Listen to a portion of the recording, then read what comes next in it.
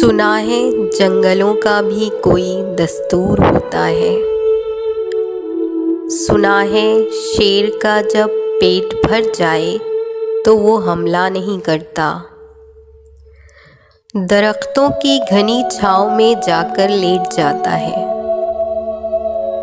हवा के तेज झोंके जब दरख्तों को हिलाते हैं तो मैना अपने बच्चे छोड़कर कौवे के अंडों को परों से थाम लेती है।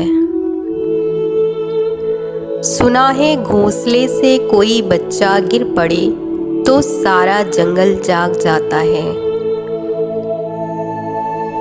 सुना है जब किसी नदी के पानी में बैल के घोंसले का गंदुमी साया लरसता है तो नदी की रुपहली मछलियाँ उसको पड़ोसी मान लेती हैं।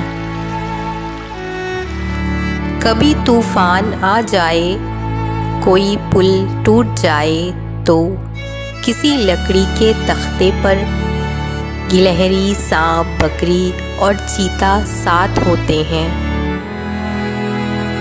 सुना है जंगलों का भी कोई दस्तूर होता है।